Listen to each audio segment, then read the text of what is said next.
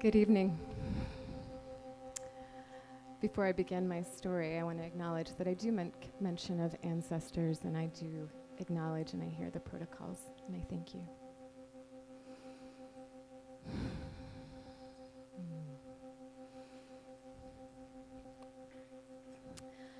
I have been tending gardens and growing children for most of my adult life. I home birthed my 3 children between the years of 1999 and 2004.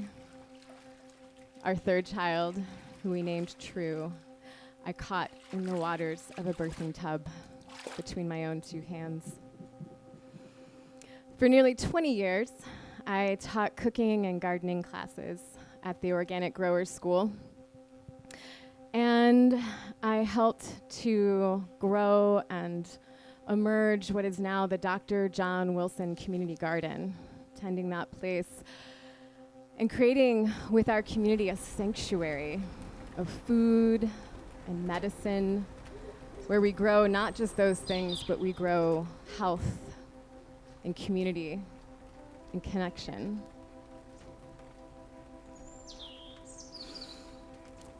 And so I share that as context to help you understand the synchronicities that unfold in this story and why I'm here tonight.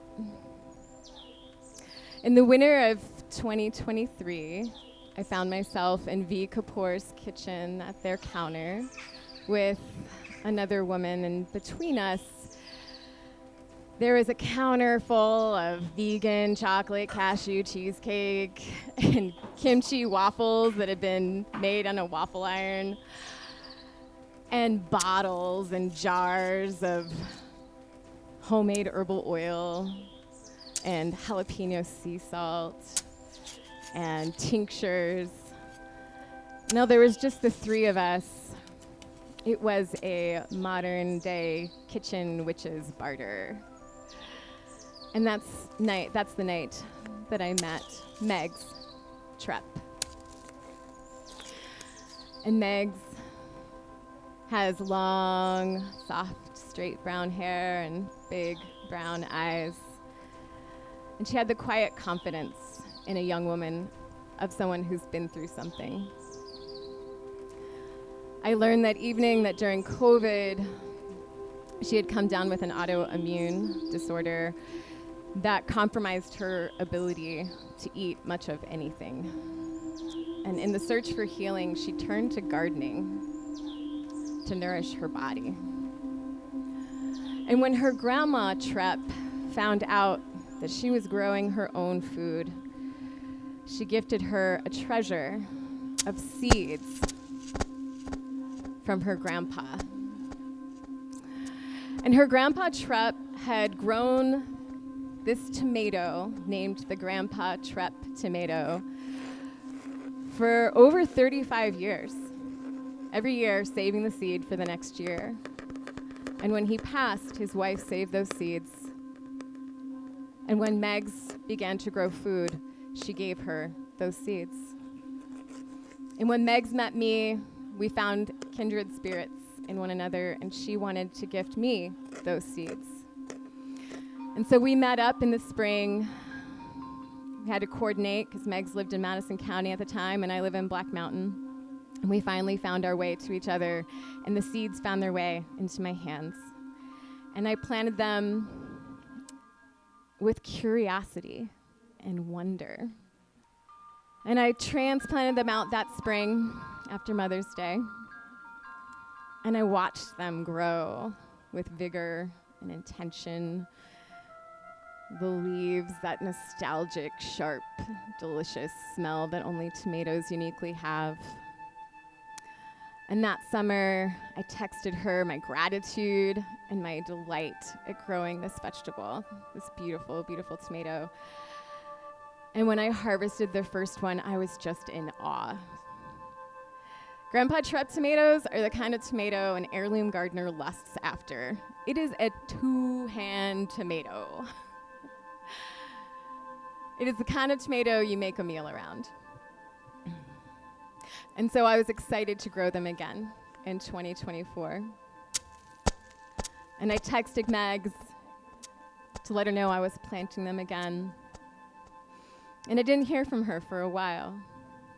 And finally, early summer, she says, "I'm so delighted you're growing these tomatoes. I'm so sorry it's taken me so long to respond. I'm 20 weeks pregnant. My brain is mush." So as the summer wore on, I texted her again.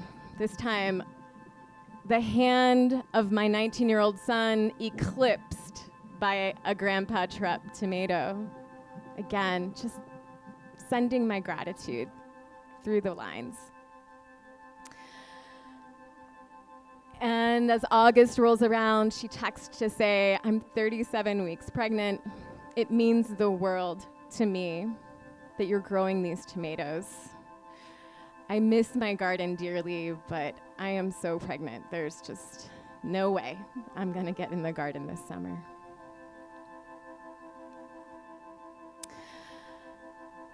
And then September 27th comes.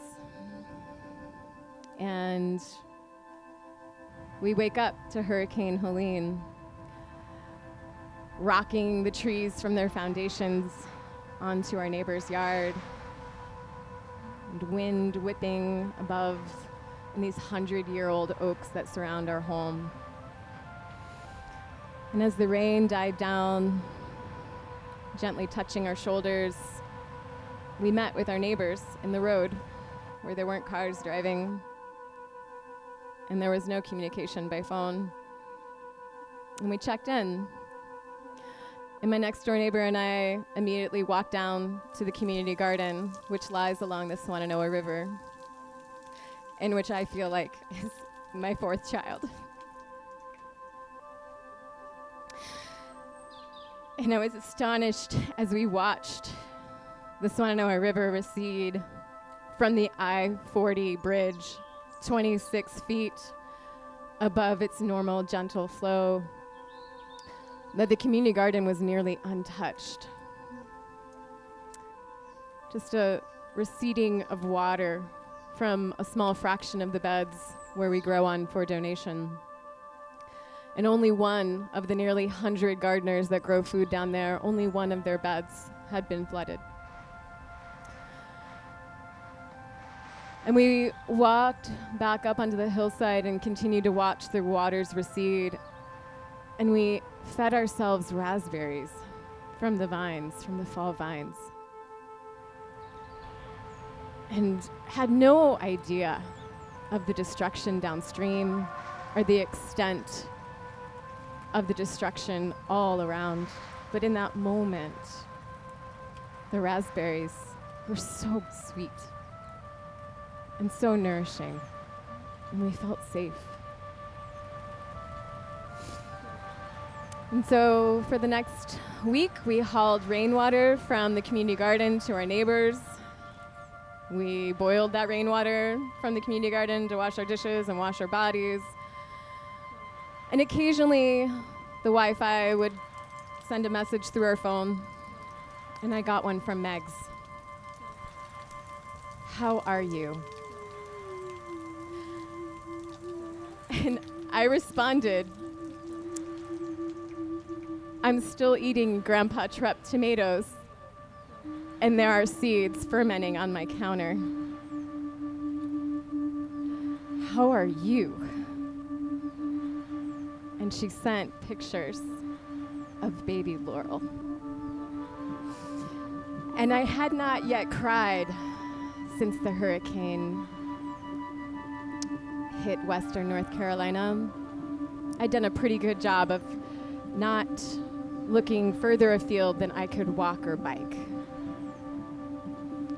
But seeing those pictures of this beautiful, perfect, precious being in my phone made me sob. That something so joyous, so precious could come through so much destruction pierced me.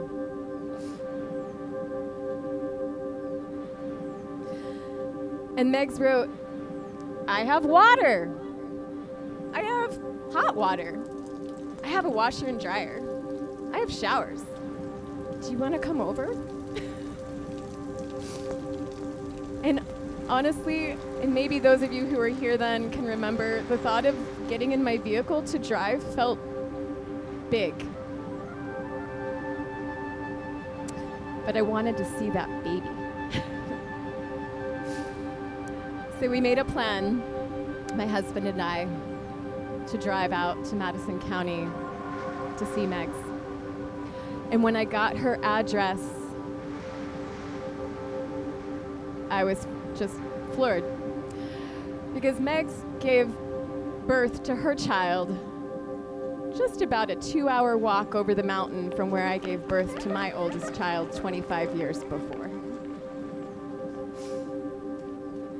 So the day that we decide to head out to see Megs, I take a basket to the community garden and I fill it with a French heirloom squash and muscadine grapes and figs and raspberries and chard. And I bring it back to my house and I fill it with herbs from my apothecary that will nourish a new mama. And I put in there a jar of Hurricane Helene mixed berry jam that I made by headlamp after I emptied my rotting fridge and freezer, saving every last summer berry, claiming some sweetness out of the rot. And last but not least, I put a Grandpa Trepp tomato in that basket. And the weight of that basket buoyed me because it held in it everything I have been cultivating in this community for 25 years. Resilience, nourishment, beauty, care. And we took it out and we drove through western North Carolina, through Buncombe County, over to Madison County. And we came to this sunny knoll where it seemed somehow the hurricane hadn't touched. And we saw beautiful Megs and sweet baby Laurel in their kitchen. And we unloaded the basket and we began to make soup and stir fry and turning anything and everything in that basket that couldn't be immediately put in that new mama's mouth, we turned it into something she could eat that week. And my husband and I took showers for the first time in almost 2 weeks. We washed our clothes, and we lingered, and we laughed. And for a moment, life felt perfect and normal and free of the enormous destruction that was out there in our community. And before we left, we took that Grandpa Trepp tomato outside into the brilliant sunshine. And Megs took her beautiful baby girl out into that brilliant sunshine. And we stood together, me holding that tomato that rivaled the size of the head of baby Laurel, and Mama with her baby. And we took a picture. And the next day I was walking down to the community garden again, and I was thinking about Grandpa Trepp with wonder and curiosity. I don't know what hopes or prayers he held in his heart every year as he grew those tomatoes and saved their seeds. But I am in awe of the way that it has woven into my own life. And it made me think about how our ancestors don't just live in our blood, but they live in our soil, in the stories we tell, and in our seeds. Thank you.